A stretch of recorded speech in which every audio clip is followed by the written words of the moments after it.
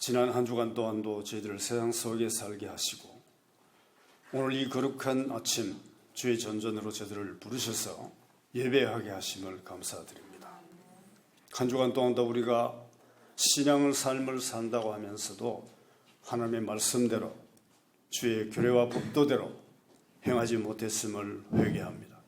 주님 저희들을 용서하여 주시고 이 시간도 정결한 마음으로 주님 앞에 나온 우리 모두에게 주의 평강과 은혜가 넘치게 하여 주시기를 원합니다. 간절히 바라옵기는 세상에 빛이 되지 못하고 오히려 비난의 대상이 되는 이 교회가 하나님의 마음을 더욱 아프게 하고 있음을 고백합니다.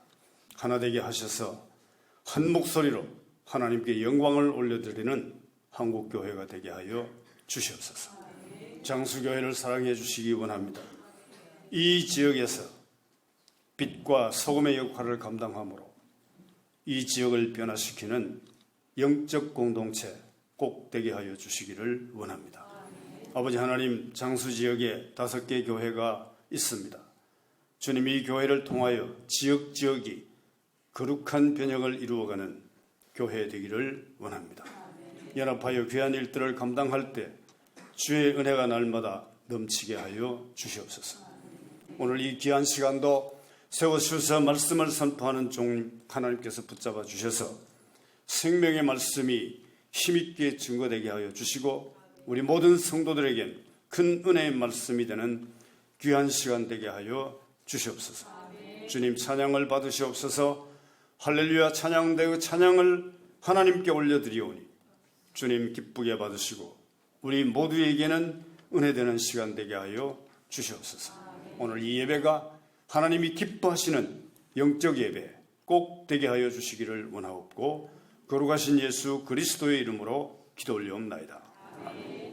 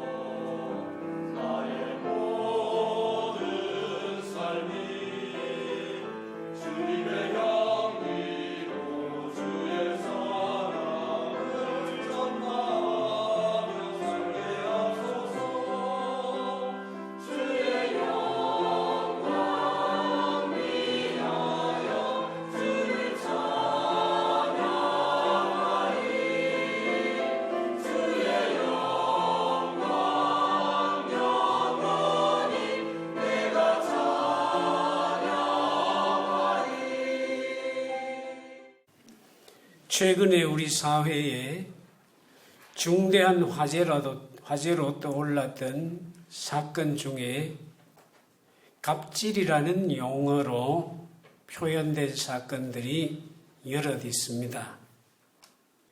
우리 사회 자체가 왜 이렇게 갑질 문화가 그동안 뿌리 깊게 형성되어 있었는가? 경희대학교 사회학과 송재령 교수는 이렇게 진단했습니다. 이거는 개인의 도덕성 문제라기보다는 한국의 사회적인 구조적인 문제다.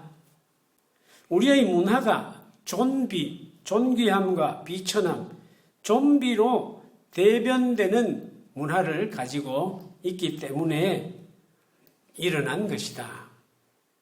쉽게 얘기하면 옛날에 양반 상놈 사회, 그때의 관습이 지금도 유지되고 있다.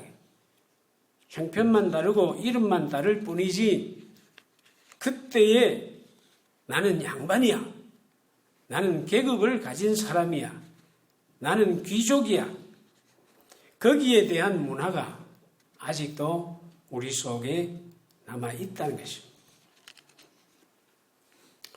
그래서 송 교수는 이 문제를 어떻게 해결할 것이냐? 제가 볼 때는 참 조금 답답한 말 같아요. 서로가 다름을 인정하는 사회적 분위기를 만들어서 해결하자. 갑은 갑으로, 을은 을로 각기 다름을 인정해주자. 그걸 가지고 내면에 있는 자기 우월성, 그걸 가지고 상대편에게 어렵게 하는 그 행위까지도 고칠 수 있을까? 다름을 인정하는 것으로 되겠나?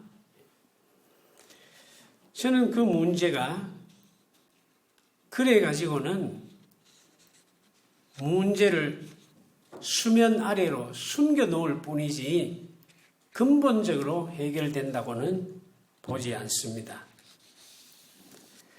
성경에도 그와 같은 사건들이 있습니다.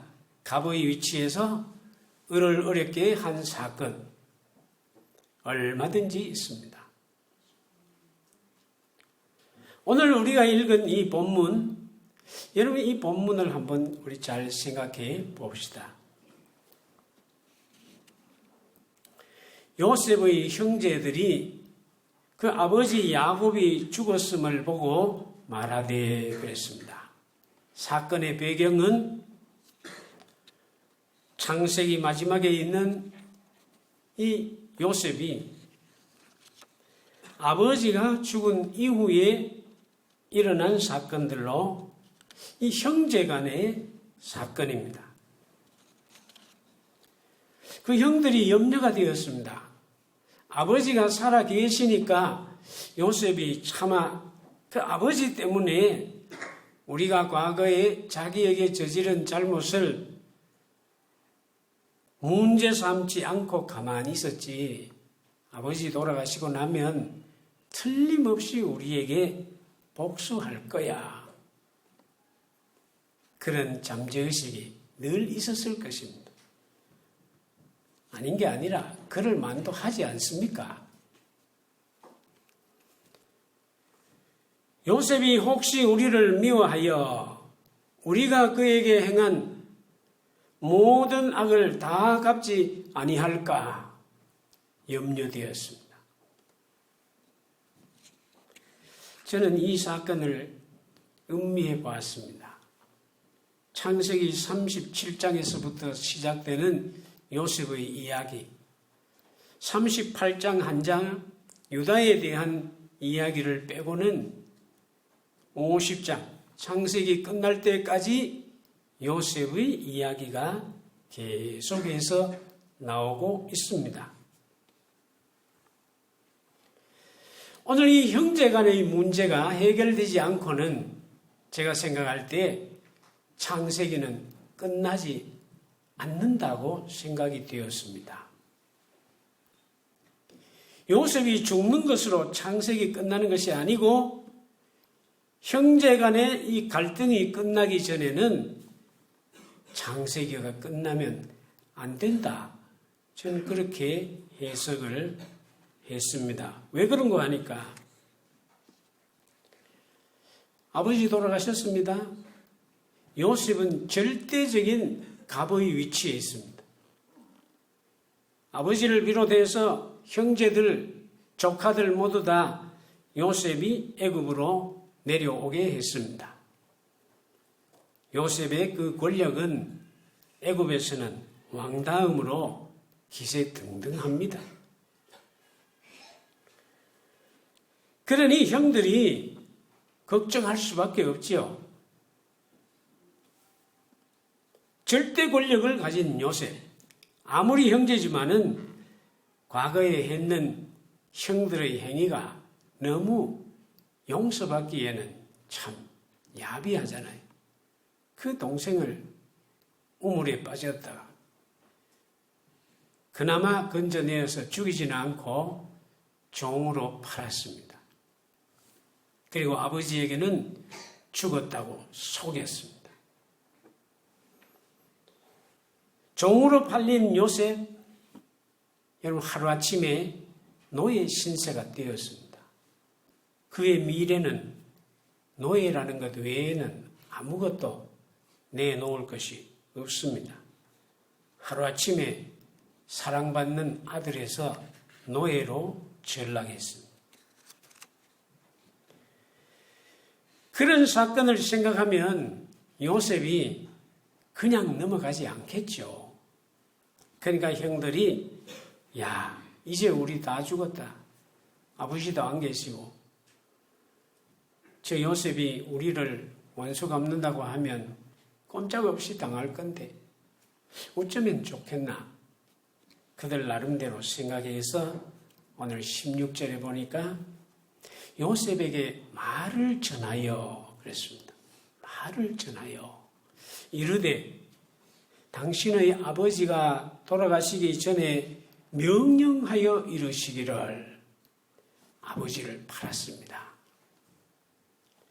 형들이 아버지를 팔아서 자기들이 당할지 모르는 그 위험에 대한 해결책을 모색하고 있습니다. 요셉이 모르겠습니까? 아버지가 살아 생전에 말씀하시기를 하면 이게 지금 아버지 돌아가셨어요. 뭐예요? 유언이 되었습니다. 유언. 유언은 웬만하면 듣지 않습니까? 아버지의 유언이다. 그러니까 요셉아, 아버지께서 뭐라고 말씀하셨냐면 너희 형들은 너에게 악을 행했을지라도 이제 바라건대 너는 그들의 허물과 죄를 용서하라. 17절. 용서하라. 아버지께서 그렇게 말씀하셨습니다. 하고 요셉에게 말을 전했다. 그랬습니다. 제가 가만히 생각하니까 차라리 형들이 가만히 있었으면 요셉이 넘어갈 수도 있는데 아버지 돌아가셨다고 자기들이 말을 전하여 요셉에게 열 형제가 다 올라와가지고 아우님 우리가 그때 죽을 죄를 지었습니다. 10명이 똑같이 올라와가지고 한 번만 살려주세요. 빌어도 시원찮은데 직접 오지 않고 말을 전해서 말을 전해서 이게 뭐예요? 떠보는 거예요. 지금 떠보는 거예요. 용서해 줄까 안 해줄까? 그것도 아버지께서 유언으로 하셨다. 그래서 제가 창세기를 요셉 부분이나 이 형제들 부분을 다 읽어봤어요. 다 읽어본데 아버지가 용서해줘라 그런 말 한 적이 없어요. 아이고 이거 거짓말이에요. 몰라 성경에 기록 안 되고 그냥 아버지가 용서해주라 그랬어. 그건 뭐 아버지만 알겠죠. 앞만 찾아봐도 37장에도 그리고 그 뒤에 39장, 40장 뭐 창세기 끝나도록 다 찾아봐도 아버지가 야 요셉아 내가 죽은 뒤에 형들한테 원수 갚지 말고 형들을 용서해줘라 한 말이 없어요. 그럼 뭐예요? 생각해 보세요. 차라리 가만히 있는 게 낫지. 자기들이 직접 와가지고 이거는 용서를 비는 것도 아니고 사람을 보내어서 말을 전하여 아버지가 하지도 않았는 말, 야 아버지가 용서해 주라고 말했어. 이런 뭐예요? 원수 안 갚으려고 하다도 갚겠다. 어쩌면 이 형들이 이렇게 사람들이 아직도 소인배 같은 행위를 하고 있을까? 나 죽었어! 하고 올라와서 동생 정말로 죄송해. 아버지 얼굴을 봐서 한 번만 용서해 줘. 아버지가 뭐 그렇게 말씀하셨는지 안 하셨는지는 우리가 모르지만은 아니 솔직히 그렇게 말하는 게 안 나아요? 하지도 안 하는 말, 아버지 하지도 안 하는 말. 그리고 자기들이 직접 온 것도 아니고 말을 전하여 누가 대신 왔든지 잘해야 형제 중에 누가 하나가 야 내라도 올라갈게 뭐 유다가 왔든지 10분 양보해서 생각해도 야, 이건 차라리 가만히 있는 게 낫지. 긁어부스럼 일으키는 행위를 했구나. 그리고 형들은 너에게 악을 행했으나 너는 그들의 죄와 허물을 용서해 주라. 이거 하나님의 정의에 맞습니까? 아니 뭐 하나님 정의까지 갈 것도 없어요. 형제간의 의리에 맞습니까 이거? 동생이 그렇게 한 것도 아니고 형들이 그것도 한 명도 아니고 10명이 그 요셉 하나를 얼마나 괴롭히고 마지막에는 아버지까지 속이고 죽었다 하고 종으로 팔았던 거죠. 요셉이 가만 생각하면 야, 우리 형들 진짜 뻔뻔하다. 이렇게 거짓말 할 수 있나. 그리고 뭐 아버지가 뭐 용서해 주라고 유언했다고 언제 말했어. 언제. 예. 그것도 오지도 안 하고 사람을 보내가지고 대신 말해서 내가 가만히 있다고 생각하니까 내가 화가 나더라고. 예. 그럼에도 불구하고 그 다음 말씀을 읽어보면 요셉이 그들은 형제들이고 그에게는 자신이죠. 요셉이 형들이 자기에게 하는 말을 들을 때에 울었더라. 그랬습니다. 울었더라. 근데 가만히 생각해 보세요. 왜 울었을까? 왜 울었을 것 같아요? 두 가지. 하나는, 야, 아버지 살아계실 때 내가 그렇게 은혜를 베풀고 흉년에도 안 굶어 죽고를 하고 자녀들까지 다 내려오게 해서 잘 살게 하고 그렇게까지 해줬는데 아직도 형들이 나를 이래밖에 생각 안 하나. 원수 갚을 사람으로 생각하고 있구나. 그것이 서운해서 울었을 수도 있고 반대로 이 뻔뻔한 사람들 봐라 이거. 아버지가 하지도 않은 말, 그 말까지 지내가면서 직접 와서 용서를 빌어도 시원찮은데 사람을 보내서 용서해서 분에 못 이겨서 울었을 때. 이제 여러분들에게 물어봅시다. 여러분들이 요셉처럼 절대 갑의 위치에 있어. 여러분에게 잘못한 형제나 친구들이 10명이나 있어요. 오지도 안 하고 말로 야, 옛날에 내가 잘못했는 거 용서해줘. 너가 아버지가 유언으로 하신 말씀이야. 우리 용서해 주라고. 그럼 여러분들 뭐라 그러겠습니까? 택도 없는 소리 하지 마라. 용서하기 어려울 겁니다. 그런데 요셉이 울었다 했습니다. 울었다. 그 울었다는 의미를 가만히 생각해보고 그것만 가지고는 잘 해석이 안 돼요.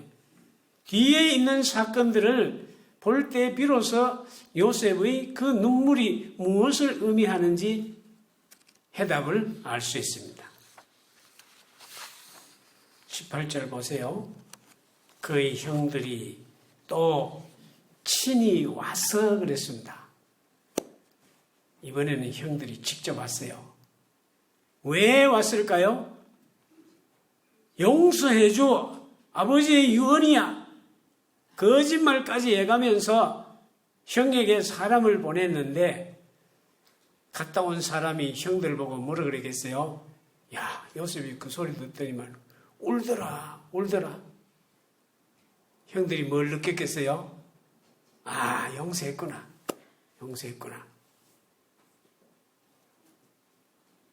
요셉이 원수 갚으려고 하면 벌써 아버지 계셨더라도 무슨 방법이라도 갚을 수 있었을 텐데 우리를 오히려 선대하고 오늘까지 이렇게 복되게 살 수 있도록 해준 거 아니냐? 아직도 우리가 요셉을 믿지 못하고 있는 것을 요셉이 서운하게 생각했는 모양이다. 울더라. 그 말을 듣고 형들이 이제 가도 안 죽겠다. 올라갔겠죠. 반대로 만약에 갔다 왔는 사람, 말을 전한 사람이 야 요셉이 펄펄 뛰더라 뭐 용서 이랬으면 형들이 그날 밤에 다 도망갔을 거예요. 여러분 생각해 봅시다. 이 대목에서 우리는 잘 봐야 합니다. 요셉은 절대적인 갑의 위치에 있었는데 권력도 있었습니다.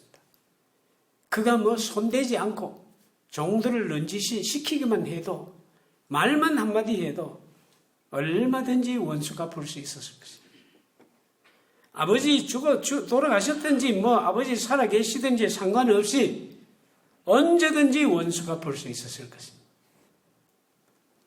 형들이 그 말을 전해왔을 때 오히려 울었다.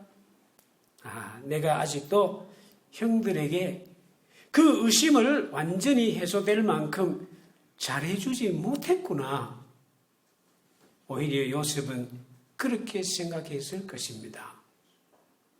내가 형들에게 정말 더 잘했더라면 그런 걱정도 안 하고 살았을 텐데. 여러분 요셉의 그 마음이 그게 쉬운 마음입니까? 그게 사람으로서 보통 사람으로서 쉽게 할 수 있는 말이겠어요? 못할 것입니다. 형들이 내려와서 이제 그들이 하는 행동을 잘 보십시오. 요셉의 앞에 엎드려 이르되 우리는 당신의 종입니다. 요셉의 입장에 보면 객관적으로 요셉의 꿈이 성취되었구나. 두 번째는 형들이 정말로 이제야 뉘우치는구나. 그 뉘우침이 없으면 여러분 진정한 용서가 되지 않을 것입니다. 용서, 뉘우침이 없는 사람에게 용서를 해줬다 한들 그 용서의 의미가 있겠습니까? 그들이 엎드려서 우리는 당신의 종들입니다. 그 모습을 보고 요셉이 말했습니다. 형님들 두려워하지 마세요. 그 다음에 아주 중요한 말을 했습니다. 내가 하나님을 대신하리까. 우리 모두에게 이런 마음이 있어야 합니다. 형제들이 아무리 잘못하고 내가 원수 갚을 일이 있고 야 이거 절대로 내게 유리한 기회가 왔다. 나는 애굽의 총리 대신까지 되어 있고 권력으로 말하면 형님들은 아무것도 없는 사람들이요. 원수 갚기로 치면은 이보다 더 좋은 기회가 없어요. 그런데 요셉은 오히려 그 말을 듣고 울었다. 내가 더 잘해줄 걸. 그러니까 형들에게 형님들 두려워하지 마세요.